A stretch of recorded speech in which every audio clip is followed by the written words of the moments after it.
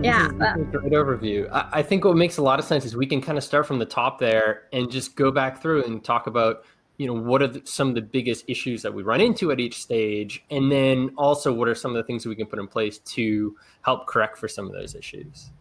So I think the first one you mentioned, I had it written as theory and benchtop design. I think you said evaluation. Is that right? That's what you call it at Alloy? Right. Yep. So makes a lot of sense. You're basically trying to understand what are all the criteria for your design, is what it sounds like a lot to me. In my mind, I see the two really high level trajectories for this stage are digging out the known unknowns and discovering the unknown unknowns. So, but the first one, digging out the known unknowns. All the people in your organization, or even customers, a lot of people have information about the product you're building that you may or may not have communicated across the team and across the organization. And so one of the things I like to think about is how can we best just dig that information out from everybody. And I guess, Kaethe, do you have any good strategies that you use for collaborating around the different stakeholders, whether it's customer, whether it's business, whether it's costing, to just make sure everyone's on the same page? Because I see a lot of times, teams will start designing on a product, get several months through a design and realize, this thing is maybe twice as expensive as it should be, or, oh, you didn't tell me it had to get wet or be submerged, and all of a sudden we have a completely new product to design. So I guess those would be a couple of the issues I see. Maybe any strategies for kind of pulling out that info. That is a great question. I think, a couple things that come to mind. One is my colleagues at Alloy are really fond of saying, and I think it's really true, you can't rush the creative process. And so I know what's difficult, especially for startups sometimes, is you are used to running, a marathon at a sprint pace because you have to in order to make it to where you want to go. And so I think it can be frustrating sometimes when folks who are used to that, working in those early stages of product development are sort of asking questions that you may think as trivial. But to your point, Kyle, and this is where, Dragon, and I've sort of adopted this as well, was very fond of saying that early decisions cast long shadows. And part of it is if you find out later, back to my rule of 7s or 8s, if you find out in the, you've already made your injection molded, you've already made your molds, you've invested the costs to purchase steel tools. If then someone comes in and says, oh, just kidding, the finishes need to adhere to this industrial design that we're applying way after the fact, you've kind of, everything comes to a screeching halt. That was a requirement that maybe wasn't, found out at those earlier stages. So I think the point is spend time. And I know time is at a premium, but spend time in the early stages, get everybody in the room. I think, if I may be bold, and this is coming from the business side, look, if you are making a startup that has a physical good, you won't have a business unless you have a product to sell.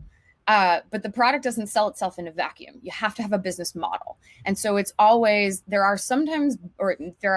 almost always business requirements that are actually going to inform the product. This is where feature creep comes in too. I think a lot of times, not just the engineers, but like the marketing people would be like, oh, isn't it great? Let's just add a few LEDs because we really, want it to light up in a rainbow array when X, Y, and Z function happens. And then the problem is from the product side, you're like, sure, we can add some light pipes.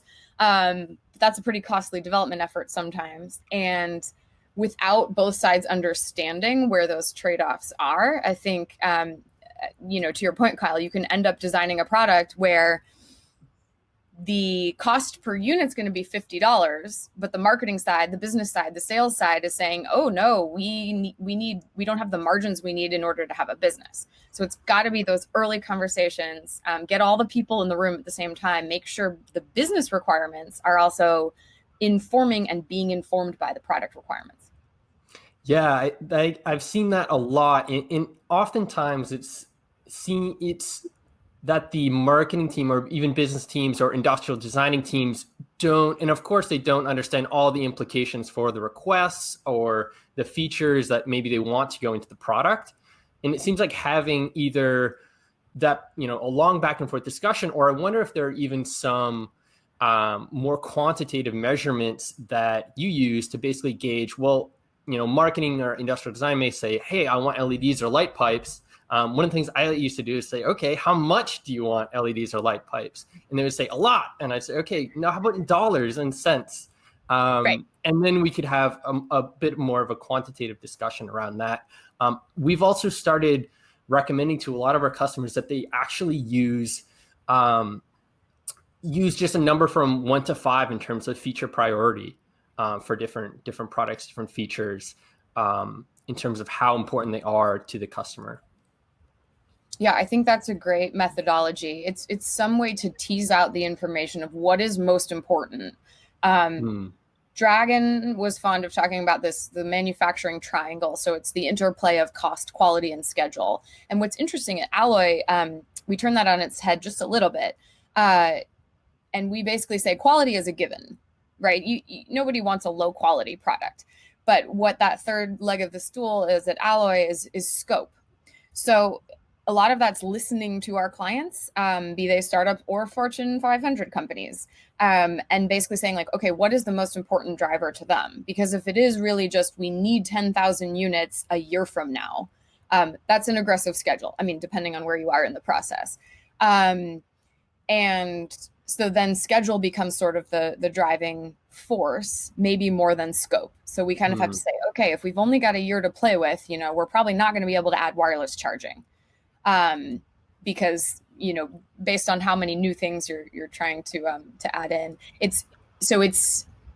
I think in that case, coming back to your 1 through 5 schedule, your counterpart, it's not just items in the bill of materials or features that have a 1 through 5. It's also the business factors.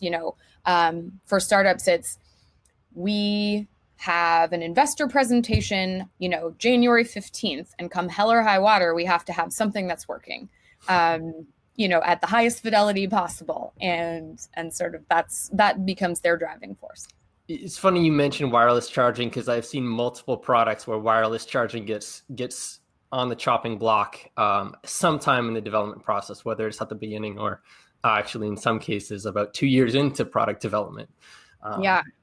I'd actually love to chat about that maybe later today when we're talking about trends, because I'd be curious, specifically with wireless charging, everybody wants it. So is it sort of, the technology is not quite there yet, or, who's doing cool stuff on platforms that will make it easier to do integrations on that front? Yeah. I mean, the quick line there is there's a lot of things to start thinking about with wireless charging, from compliance to costs, including licensing costs. Or we have a question later on, which is, what do you design in-house versus subcontract out? I think wireless charging is a great example there of, you can really drive that cost down by designing your own, but you're going to be paying the development cost in salaries. So you better amortize that over a large quantity of products. Yeah.